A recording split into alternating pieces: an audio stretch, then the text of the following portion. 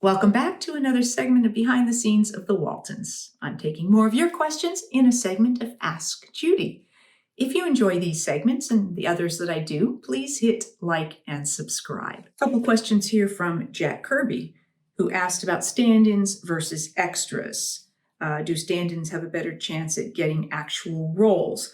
I would say yes, because they're around all the time. Like we had regular stand-ins. Some were with us for pretty much, I think, the entire season, and some were with us for a number of seasons, and then maybe someone else came in and they were with us for a number of seasons. So because they are around and available, if they just need a small bit part, or sometimes there was a line, often there wasn't a line, they would grab one of the stand-ins for that. I don't remember any of them ever having any significant roles, so that can be a tricky thing that, it'll be limited in terms of what kind of roles they actually get.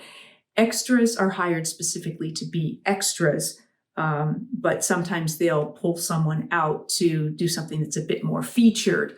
For instance, someone has commented on there being an older lady who was in a number of episodes and had sort of little featured bits. She never said anything, but she'd give a significant look. We saw her in a scene where Grandpa is on the porch talking to, I think it's Zuleika Dunbar, and Esther comes by and sees Grandpa. Grandpa's trying to ask her to give up playing the organ at the church for Esther, but Esther misinterprets it, and this woman comes by and sees Zuleika and Zeb sitting on the porch and kind of gives Esther a look. Or at the end of the episode, then she came out and nodded approvingly. So that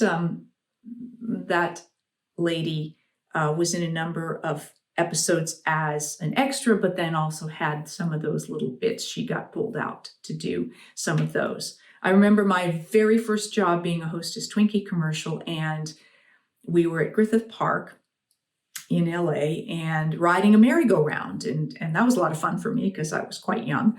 And so riding the merry-go-round for hours was my idea of a good time. But they wanted two children to run by the camera, which would have made it a more featured spot in this commercial. And they chose me as one of the two children. And I remember thinking, but I want to ride the merry-go-round. So I was more interested in riding the merry-go-round than being featured in this commercial. So at that age, my priorities were a little off.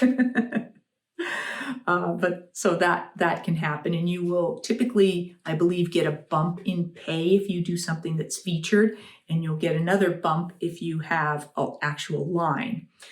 You then also asked if they have SAG cards, all that Screen Actors Guild cards, union cards.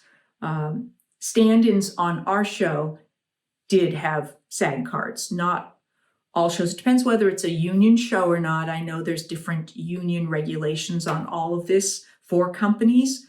And extras, I know there's also rules about with union shows, how many extras need to have union cards, how many they can have that don't. So I don't know all the rules on that, but it's definitely regulated by the union. And then you had another question where you said, who is responsible for cleaning up a set, washing the floors and so on, and dealing with the food?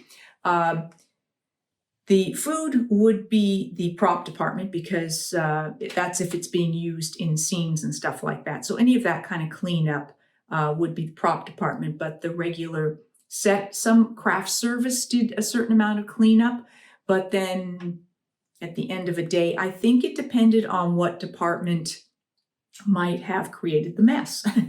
So I think departments tended to clean up after their own mess that was created by scenes. Obviously, if the construction departments come in and they built a set, they're going to clean up the sawdust, the nails, do their best to clean up all of that. So that's my understanding of it. This is from A.J. Fisher Design, who said, while viewing The Good Nights, it occurred to me the angle of the shot would put the camera very high up. I began to wonder how such a shot could be made on the lot.